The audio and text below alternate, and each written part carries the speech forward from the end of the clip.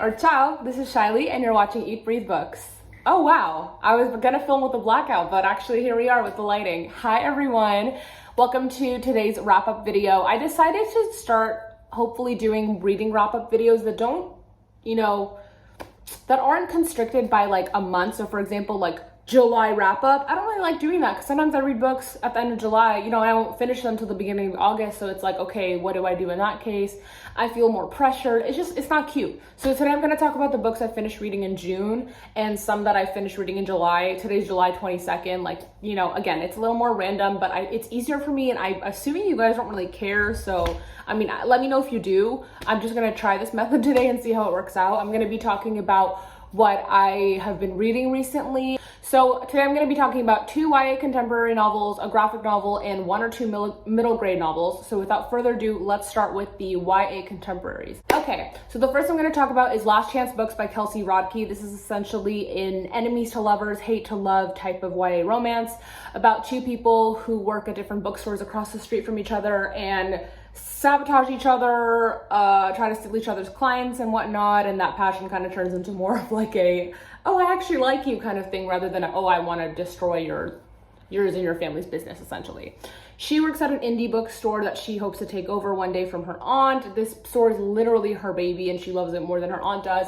He and his family just started, he just bought, I think, like they own this chain bookstore. It's not a Barnes & Noble because that is mentioned in the book, but yeah. Anyway, sabotage each other, prank wars, and of course it turns into something more.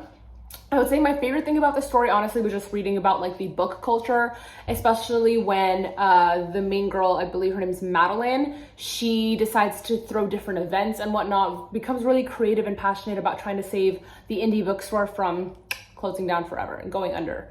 So I really loved her creativity. I loved her, how ambitious she was, her drive, how resilient. Definitely a great message, I would say, for readers to not give up. Really, really great to read about the hate to love as well as the bookstore stuff. So that was one thing that I read. If you read it, definitely let me know what you think. I would say it didn't turn out the way, I didn't enjoy the book in the way that I expected to, but that doesn't mean that I didn't enjoy it, if that makes sense. Okay, the next book that I'm going to talk about literally is one of my favorite reads of the year, but probably of all time. Like literally so good. And it's Counting Down With You by Tashie Bhuiyan. Oh my gosh. Okay, this is a debut novel from a Bangladeshi author who is literally 21. Like she wrote this at 19 in college, and it came out, the book got released, I think in May of this year of 2021. So essentially as she was graduating college.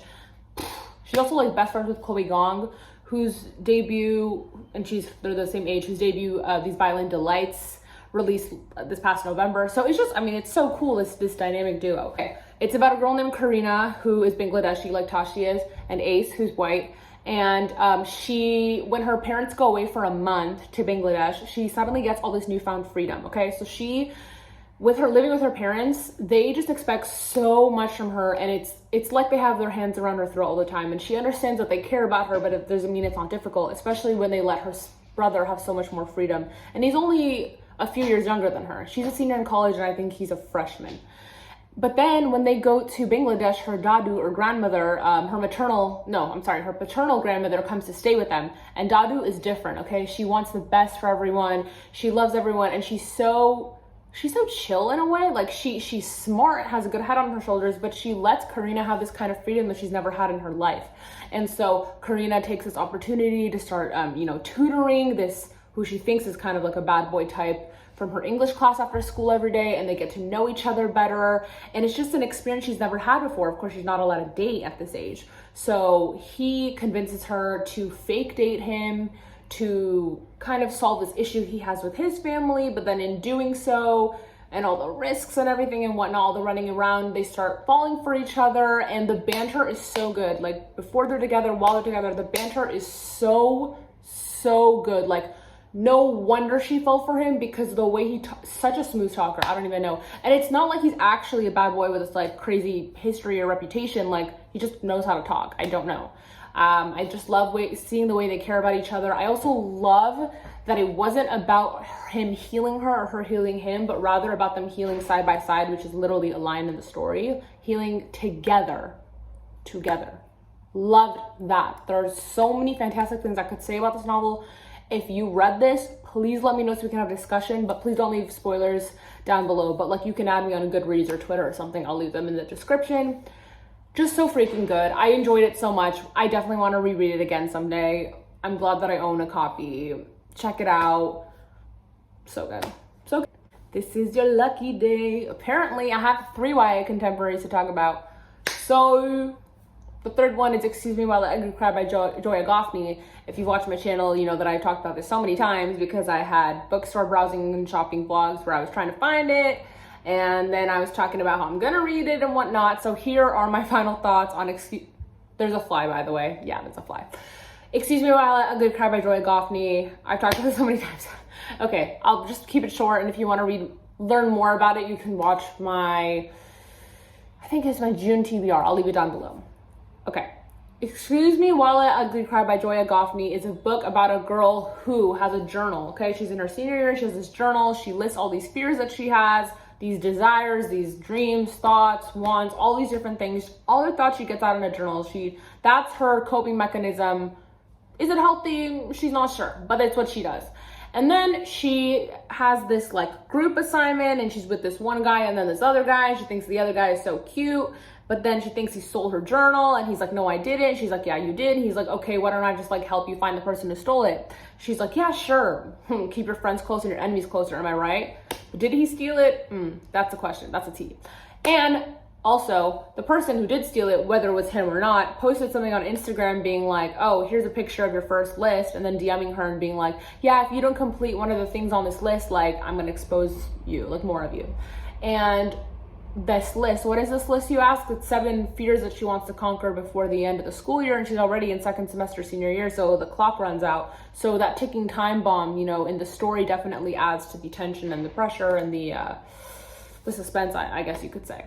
So yeah, she and this guy are on this mission to find the notebook, and alongside she just starts conquering all these fears, and it's just great. I mean, there's a lot of great banter in the story as well. It's a little bit of an enemies to lovers sort of situation.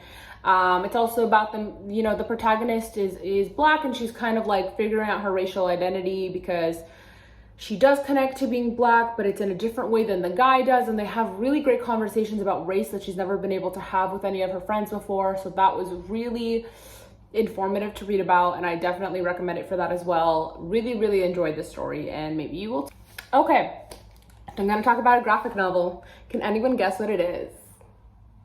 Twilight Volume 1, that's right, Twilight Volume 1 by Stephanie Meyer, I'm sorry, and Young Kim is the artist who adapted it for, you know, to be it's actually more of a manga, honestly. Well, actually, I don't want to say that because I don't want to get it wrong, I'm sorry. Anyway, the art was so beautiful. Apparently, Young and Stephanie worked very closely together to ensure that the vision was right. They captured just the best lines from the story, and it was only the first volume of the first book, but I just felt all the feels that I did while reading the book. The meadow scene, the first date, the tension, everything was just so beautifully captured. The art was gorgeous. I loved reading it. I'd never read it before. It's honestly my first time. It was so exciting for me to just dive into that story in yet another way. You know, I'm always looking for other ways to dive into that world that I love so much. I definitely want to read the other volumes. I believe there's one more volume of Twilight. There's two of New Moon, and I'm not sure how many of Eclipse. I don't think there are any for Breaking Dawn, and for sure none for Bree Tanner or Midnight Sun. Regardless, I really enjoyed it, and it was so good, and you should definitely check it out if you are a Twilight fan. And if you're not a Twilight fan, why? Okay, the next book I'm going to talk about is Henry Huggins by Beverly Cleary. This is a middle grade novel and one that I love so much. I read it as a child. I definitely think that it's still worth the read. I loved revisiting this book that I love the world as a kid, the Henry Ramona Beezus world that Beverly Cleary created on Klickitat Street. I just love it.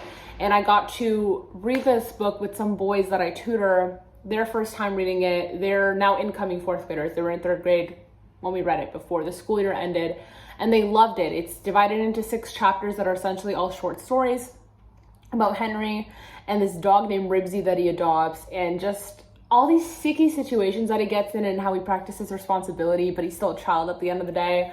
Just beautiful and just so much fun, and I loved revisiting that world, so that was great.